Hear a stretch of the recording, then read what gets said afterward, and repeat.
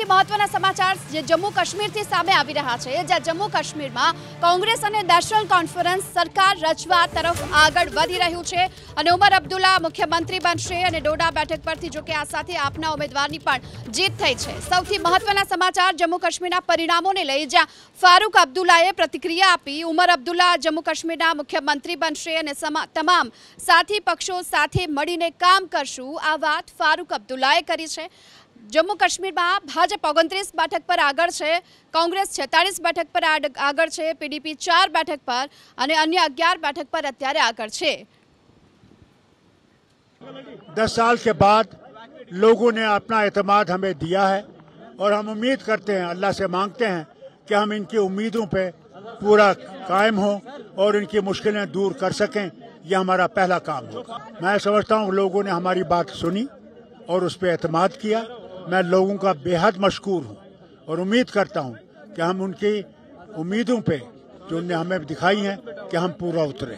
सबसे बड़ी चीज़ ये है कि जो दबाव है उस दबाव को हमने ख़त्म करना है। ये पुलिस राज नहीं होगा, ये लोगों का राज होगा।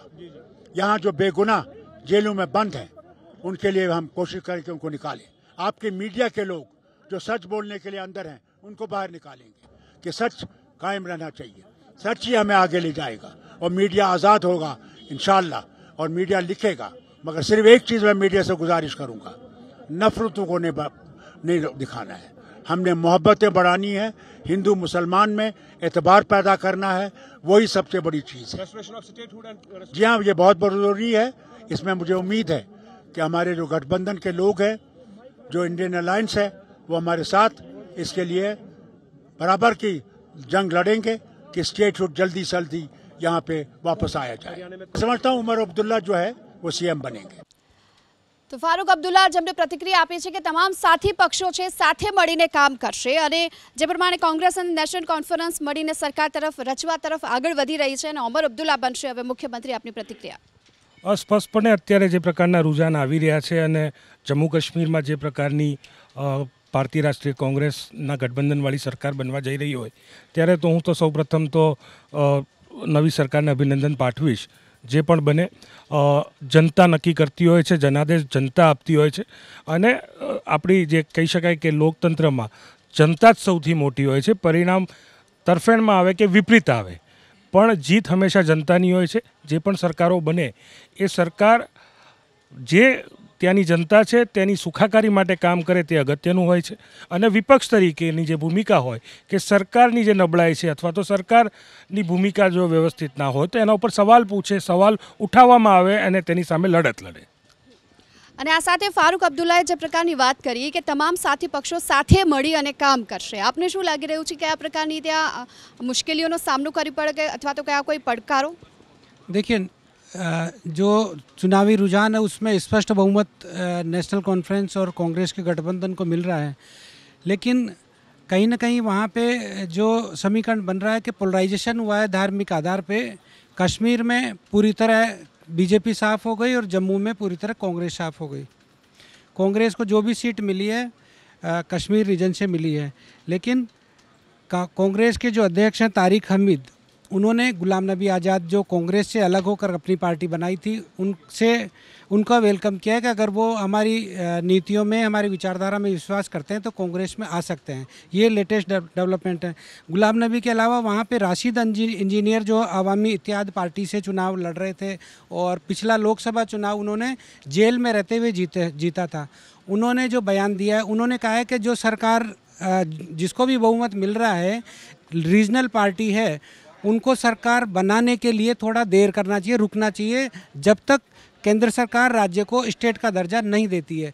मतलब उनका ये कहना है कि सेंट्रल का जो अभी जो स्टेटस है उसका केंद्र शासित राज्य का, वो स्टेटस ख़त्म करके जब तक पूर्ण राज्य का दर्जा नहीं मिलता है तब तक सरकार नहीं बनानी चाहिए ताकि सेंट्रल पे इसका दबाव पड़े।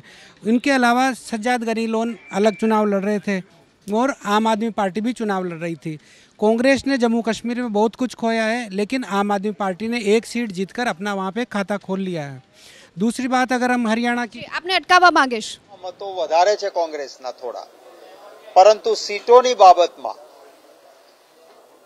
7 થી 8 કોઈ ચેનલ 9 થી 10 સીટો કોંગ્રેસ કરતા ભારતીય જનતા પાર્ટીને વધારે બતાવે છે. હું પણ ત્યાં પ્રભારી રહ્યો છું. ભૂતકાળમાં ભારતીય જનતા પાર્ટીની જે પરિસ્થિતિ હતી એનાથી લોકો સખત નારાજ હતા ઘણા લાંબા સમયથી. ત્યારબાદ હું ગુજરાતમાં હોવાના કારણે વર્તમાન પરિસ્થિતિનું સંપૂર્ણ એનાલિસિસ સ્થાનિક આગેવાનો રાજ્યના ત્યાંના અમારા નેતાઓ કરીને અખિલ ભારતીય કોંગ્રેસ કમિટી તરફથી જરૂર અપાશે. લોકશાહીમાં આખરે લોકોનો આદેશ જનાદેશ એ સૌને સ્વીકાર્ય હોય, પરંતુ એના પાછળ એનાલિસિસ પણ ચાલતું હોય છે. ત્યારે જરૂર મને વિશ્વાસ છે કે આવતા દિવસોમાં જે મુખ્ય મુદ્દાઓ છે એ મુદ્દાઓ તરફ મતદાતાઓ ધ્યાન આપીને જે ભારતીય જનતા પાર્ટીએ પરિસ્થિતિ પેદા કરી, લોકોની અપેક્ષાઓ હતી ઘણી, એના ઉપર પાણી ફેરવ્યું છે. એના વિરુદ્ધમાં જે રીતે લોકસભામાં પણ જનાદેશ મળ્યો, 400 કે પાર કરનારને જે માત્ર વ્યક્તિની સરકાર કહેતા હતા એને કહેવું પડે છે કે આ તો ડબલ એનડીએ છે. એટલે નીતિશ બાબુ અને નાયડુ એન એટલે કે બેસાખીના સહારે ચાલતી સરકાર દેશની જનતાએ બનાવી દીધી છે. અમે હરિયાણાના બાબતમાં મેં કહ્યું એમ જરૂર એનું એનાલિસિસ અમારા આગેવાનો કરશે. મારા સાથે અમારા કોંગ્રેસ વિધાનસભા પક્ષના નેતા અમિતભાઈ પણ છે, એ પણ પોતાની પ્રતિક્રિયા આપશે. પણ મોડા છેલ્લે આપીશ. Thank you. હા, હિન્દીમાં શક્તિસિંહ ગોહિલ જેમને આ પ્રતિક્રિયા આપી. શ્રદ્ધાબેન, તમે પણ સાંભળ્યું કે કયા પ્રકારની વાત તેમણે કરી છે. હરિયાણામાં જે પ્રકારે ભાજપમાં ઉત્સાહનો માહોલ જોવા મળી રહ્યો છે અને કોંગ્રેસ તરફથી કહેવામાં આવી રહ્યું છે કે હવે મુદ્દાઓનું એનાલિસિસ. ચોક્કસ શક્તિસિંહ બાપુએ પ્રતિક્રિયા આપી દીધી છે. હું બાપુને અહીંથી રિક્વેસ્ટ કરું છું કે જલેબી છે એ તમે કમલમ મોકલાવી દો અમને કોંગ્રેચ્યુલેટ કરવા માટે. અને ત્યાં પણ જનતા જનાર્દનને જે આશીર્વાદ આપ્યા છે એ આપ્યા એટલા માટે છે કે અમે હંમેશા જનતાઓના મુદ્દાને લઈને કામ કર્યા છે. અને હજુ પણ આ જે ડબલ એન્જિનની સરકાર છે એ હરિયાણાની જે જનતા છે એના સપનાઓને સાકાર કરવા માટે અંત્યોદય સુધી જઈને કામ કરવાની છે. આ જનતાનો જનાદેશ છે જે અમે પહેલાં ખૂબ જ નમ્રતાથી અમારે માથે ચડાવીએ છીએ. સત્તા ક્યારેય ભારતીય જનતા પાર્ટી માટે જે રહી છે એ હંમેશા સેવાનું માધ્યમ રહી છે. અહીંયા અમે સત્તા ભોગવવા નથી આવ્યા. અહીંયા અમારા પ્રધાન સેવક જે છે એથી લઈને ચીફ મિનિસ્ટર બી જે બનતા હોય છે લોકોની સેવા કરવા માટે આવ્યા છે. જે હરિયાણાની જનતાએ ભારતીય જનતા પાર્ટી ઉપર જે વિશ્વાસ મૂક્યો છે, પ્રધાનમંત્રી નરેન્દ્ર મોદીનું જે નેતૃત્વ છે એના ઉપર વિશ્વાસ મૂક્યો છે, ડબલ એન્જિનની જે સરકાર છે, અમે કર્તવ્યબદ્ધ છીએ, આભાર માનીએ છીએ હરિયાણાની જનતાનો. ને આગામી સમયમાં પણ બૂથ લેવલ સુધી દેવ દુર્લભ કાર્યકર્તાઓ છે એ હરિયાણાના વિકાસ માટે કટિબદ્ધ અને પ્રતિબદ્ધ રહેશે. શક્તિસિંહ ગોહિલની આ પ્રતિક્રિયા. ડબલ એન્જિનની સરકાર પર ફરી એક વખત પ્રહાર. સપનાઓની દુનિયામાં રહેતા કોંગ્રેસના તમામ નેતાઓ રાત્રે સપનું જોયું અને બીજા દિવસે એ જ વસ્તુ સવારે વિચારતા હોય એનાથી ઊંધું થતું હોય છે. અને આ એક એમનામાં શરૂઆતથી જ કોંગ્રેસની જ્યારે સ્થાપના થઈ ત્યારથી જ આ વસ્તુ રહેલી છે. હકીકતમાં સ્વતંત્ર ભારતના ઇતિહાસમાં હરિયાણાની અંદર ત્રીજી વખત કોઈ સરકાર બની તો આ ઐતિહાસિક આખું ઘટના બનવા જઈ રહી છે. ભારતીય જનતા પાર્ટીની સરકાર ત્રીજી વખત બનવા જઈ રહી. હરિયાણાની જનતાએ એ આજે સાબિત કર્યું છે કે નફરત કોણ ફેલાવે છે અને દેશની અંદર લોકો જૂઠાણું કેવી રીતે ફેલાવે છે અને કેવી રીતે દેડકાની જેમ બિલાડીની ટોપની જેમ અને એ ઋતુઓમાં નીકળતા હોય દેડકા અને બિલાડીની ટોપ એ રીતે ચૂંટણી વખતે કેવી રીતે નેતાઓ નીકળી જાય એ પણ હરિયાણાની જનતાએ સાબિત કર્યું છે. બીજી વખત એવું કહીશું કે હરિયાણાની જે જનતાએ આજે જનતા જનાર્દન સર્વોપરી ગણવામાં આવે છે લોકશાહીમાં, તો એની અંદર ભારતીય જનતા પાર્ટી અને ખાસ કરીને માનનીય વડાપ્રધાન શ્રી નરેન્દ્રભાઈ ઉપર જે આખા દેશની અંદર જે વિશ્વાસ છે, પ્રેમ છે અને દરેક જનતા જે નરેન્દ્રભાઈ ઉપર વિશ્વાસ મૂકે છે એ આજે એ લોકોએ હરિયાણાની જનતાએ ફલિત કર્યું છે કે અમને નરેન્દ્રભાઈ સિવાય બીજો કોઈ ચહેરો નથી અને ભારતીય જનતા પાર્ટી સિવાય કોઈ પક્ષ નથી અમારા વિકાસ માટે. હરિયાણામાં કોંગ્રેસનું કમબેક કરવાનું આ સપનું રોડાયું. કયા પ્રકારે આપ જોઈ રહ્યા છો, શું કારણ? સ્પષ્ટપણે હું માનું છું દરેક વ્યક્તિનું સપનું હોય અને સપનું જોવો એમાં કંઈ ગુનો નથી. સપનું તમે જોતા હશો ને હું જોતો હોઈશ. ભલે પેલા કદાચ ભાજપના પ્રવક્તાને સપના નહીં આવતા હોય, કદાચ ડરામણા સ્વપ્ન આવતા હશે, પણ સ્પષ્ટપણે હું માનું છું કે જે પ્રકારની પરિસ્થિતિ અત્યારે જે શ્રી નરેન્દ્ર મોદીને આપવાની વાત કરે છે, એમના બે ચહેરા છે. જીતી જાય તો મોદી સાહેબનો ફોટો બતાવવાનો, હારી જાય તો નડ્ડાજીનો ફોટો બતાવવાનો. સ્પષ્ટપણે જે મુદ્દાઓને લઈ ભારતીય રાષ્ટ્રીય કોંગ્રેસ જે મુદ્દાઓ પર ચર્ચા કરે છે, જે મુદ્દાઓની વાત કરે છે, એ સ્પષ્ટપણે બેરોજગારી છે, આ દેશમાં વધતી મોંઘવારી છે, આ દેશના યુવાનોનું જે પ્રકારે ફિક્સ પેના નામે શોષણ થઈ રહ્યું છે એવા મુદ્દાઓ છે. અને એ મુદ્દાઓ ઉપર લડત આપવાનું કામ એ અમારે કરવાની જે ફરજ છે અમે કરતા આવ્યા છે ને કરતા રહીશું. સત્તામાં આવ્યા હોય તો એવા કાયદા બનાવીએ કે જેથી કરીને રોજગારી વધારે ઉત્પન્ન થાય. એ જ રીતે વિપક્ષમાં હોય તો જે સત્તાધારી પક્ષ હોય તેની સામે આ મુદ્દાઓ માટે જનતાનો અવાજ બનીને લડવાનું કામ કરવાનું હોય. પણ આ પ્રકારની જે પ્રતિક્રિયા, જે પ્રકારના શબ્દો, આ દેશમાં મોહબ્બતની વાત કરવા કંઈ ગુનો છે? આ દેશમાં ભાઈચારો આવે શું એ ગુનો છે? અમે ઈચ્છીએ કે આ દેશમાં દરેક વ્યક્તિ ભાઈચારાની વાત કરે, દરેક વ્યક્તિ પ્રેમની વાત કરે, દરેક વ્યક્તિ સદભાવની વાત કરે, અને એ જ આ દેશની જરૂરિયાત છે અને એ જ આ દેશનું ફેબ્રિક છે, એ પણ સમજવું પડશે. તો હરિયાણામાં ભાજપ હેટ્રિક લગાવવા તરફ જે આગળ વધ્યું છે, કયા કારણો આપ જોઈ રહ્યા છો? એનું કારણ ભાજપે પહેલા 3 દિવસમાં જ્યારે એના સાથે જે બી મતભેદો થયા એ ભૂલાઈ અને માઇક્રો મેનેજમેન્ટ ઉપર ધ્યાન રાખ્યું. એને પોતાના મેન સિસ્ટમ ઉપર ધ્યાન રાખ્યું કે ખબર છે કે અર્બન વોટ ઉપર વધારે આવે છે તો અર્બન સીટો પર પૂરું ધ્યાન આપ્યું. બીજી વસ્તુ છે આહિરવાલ બેલ્ટ, જે આવે ફરીદાબાદ, ગુરુગ્રામ ને એની આસપાસના આહિરવાલ બેલ્ટ છે એના પર ધ્યાન આપ્યું. લાસ્ટમાં જ્યારે એને લાગ્યું કે સિરસા, સોનીપત એમ અને રોહતકમાં વોટ ઓછા આવે છે, ત્યાં એમને જ્યાં પણ જે ડેરા અને એમનો જે બી વર્ચસ્વ છે એમની પણ સમર્થન. એટલે ભાજપે એક વસ્તુ પર માઇક્રો મેનેજમેન્ટ, જ્યાં લીડરને લગાવવા જોઈએ ત્યાં લીડર એને હાઇપ ક્રિએટ નથી કર્યો. અને સૌથી મોટી વસ્તુ ભાજપે જાટની સામે નોન જાટમાં જે પણ કામ કરવું જોઈએ કર્યું છે. દલિત પર પૂરી રાજનીતિ કરી, એનો ફાયદો મળે છે. અને દલિતો પર જે જાટવ સિવાયના બાકીના દલિત છે, જેમાં કહેવાય છે રામગઢિયા, બાલ્મીકી અને બાજીગર, આ ત્રણેયના વોટ બીજેપીને મળ્યા છે. એ લગભગ અરાઉન્ડ 10 લાખ વોટ છે. એ વોટ મળે છે સિરસામાં સૌથી વધારે છે, ત્યાં ભાજપને 4 સીટો આગળ છે. ભાજપને રોહતકમાં પણ વોટ સારા એવા મળે છે, ભલે સીટ નથી આવતી. સોનીપતમાં જેમ લાગતા હતા કે ભાજપ એક પણ સીટ નહીં લાવે, ત્યાં 3 સીટ પર આગળ છે.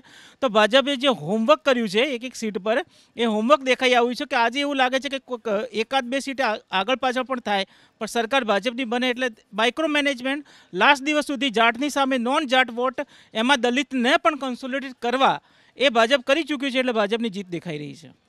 આપને શું લાગી રહ્યું છે? કારણ કે કોંગ્રેસના જો સ્ટાર પ્રચારકોની વાત કરીએ, રાહુલ ગાંધી, પ્રિયંકા ગાંધી સહિતના તમામ લોકોએ રેલીઓ કરી હતી, તો ક્યાં તેમની ચૂક રહી ગઈ? બેઝિકલી મારો સવાલ સીધો કોંગ્રેસની જે પણ સ્ટ્રેટેજિક નક્કી કરનારી જે ટીમ છે એને છે કે દુનિયામાં ક્યાં એવું નહીં બન્યું હોય કે તમારો વોટ શેર 12% વધ્યો હોય અને સીટો તમારી 4-5 જ વધે, જ્યારે કે Bharatiya Janata party 1.5% vote share વધારીને, તે પણ 10 વર્ષના એન્ટી ઇન્કમ્બન્સીને ખાળીને, એટલું જ નહીં તમારે કુસ્તીબાજોનો એક વિરોધ હતો, પછીથી તમારે ખેડૂતોનો જે થયું હતું પરિણામ એ પણ વિરોધ હતો, અચ્છા અગ્નિવીરનો પણ એક વિરોધ હતો. આ બધી જ બાબતોને ખાળીને 1.5% વધારીને જો એ 9 સીટો વધારી શકે અને આટલી બધી તમારી પાસે લક્ઝરી હોય અને 12% વધ્યા પછી ખાલી તમારી 7 સીટો જ વધે. એટલે એક ઉદાહરણથી સમજીએ ને તો ધારો કે ગાંધીનગરની લોકસભાની સીટની અંદર અમિત શાહ ધારો કે 6-7 લાખ વોટથી જીતે છે. હવે કોંગ્રેસ, આખું કોંગ્રેસનું બધું જ જે છે ને બધા અહીંયા ભેગા થઈ જાય અહીંયા અને ધારો કે 2 મહિના અહીંયા જ ખાલી ગાંધીનગરની સીટ ઉપર જ ધારો કે શું કહેવાય પ્રચાર કર્યા રાખે, તો કદાચ 6 લાખની જે લીડ છે ને એ 5.5 લાખમાં થાય, બરાબર. પણ એમના રિસોર્સિસ બાકીની બધી સીટો ઉપર જે વપરાવા જોઈતા હતા અને ના વપરાય અને બીજી બધી જગ્યાએ સીટો હારી જાય. આવું કશુંક થયું હોય ને એવું લાગી રહ્યું છે. કારણ કે તમે ગળે નથી ઉતારી શકતા, મને પણ નથી ઉતરી રહ્યું કે 12% વોટ તમારા વધ્યા હોય અને તમારી સીટની અંદર 4000 કિલોમીટરની યાત્રા પછી 4 સીટો જ વધે, તો એ કેવી રીતે ગળે ઉતરે? કાચું ક્યાં કપાયું? આ કાચું નથી, આખું કોળું કપાયું છે મારા કહેવા માટે. આપ જે સવાલ કરી રહ્યા છો, સીધા જ કોંગ્રેસને અંગેના જવાબ જાણીશું આપની પાસે. જે પ્રકારની વાત કરી કે 12% વોટ શેર વધ્યા, પરંતુ સામે સીટો છે તે ઘટી રહી છે, અને ભાજપના જો કે 1.5% વોટ શેર છે છતાં તેમની સીટો વધી રહી છે. શું કારણ? જો અત્યારે પરિણામ જે પ્રમાણે આવ્યા છે, હું એવું માનું છું કે પરિણામોનું જે રુઝાન છે એ કદાચ અમારી અપેક્ષા બહારનું છે, પણ કારણો શું છે એની તપાસ તો જ્યારે બેસીને ચર્ચા ત્યાંના સ્થાનિક લોકો, ત્યાંના સ્થાનિક આગેવાનો, ત્યાં કોંગ્રેસના નેતાઓ કરે ત્યારે સ્પષ્ટપણે બહાર આવશે. પણ સ્પષ્ટપણે મેં જે પહેલાં જ વાત કરી હતી ને અત્યારે પણ વાત કરું છું કે જે જનતાના પ્રશ્નો છે, જે હરિયાણાના લોકોના પ્રશ્નો છે, તેના માટે લડવાનું કામ એ ભારતીય રાષ્ટ્રીય કોંગ્રેસના દરેક કાર્યકર્તાનું કામ છે. ભારતીય રાષ્ટ્રીય કોંગ્રેસના કાર્યકર્તા કરતા રહેશે. પરિણામ શેના લીધે આ પ્રકારનું આવ્યું, કે સારું આવ્યું કે ખરાબ આવ્યું, સ્ટ્રેટેજી ભૂતકાળમાં એવું પણ બન્યું હોય કે સારી સ્ટ્રેટેજી હોય તો સારું પરિણામ આવે, સ્ટ્રેટેજીમાં કાંઈક નાની મોટી ઉણપ રહી ગઈ હોય તો પરિણામ ન પણ મળે. એટલે ઘણા બધા મુદ્દાઓ હોય છે, ટિકિટ ડિસ્ટ્રીબ્યુશનથી લઈને કેમ્પેન મેનેજમેન્ટથી લઈને ઘણા બધા મુદ્દાઓ ઉપર ચર્ચા. એ મને એવું લાગે છે કે પરિણામ પૂર્ણ રૂપથી આવી જાય પછી પાર્ટીનું શીર્ષ નેતૃત્વથી લઈને કાર્યકર્તાઓની વચ્ચે મંથન થાય ત્યારે જ આસપાસપણે બહાર આવી શકે, તો જ ખબર પડી શકે.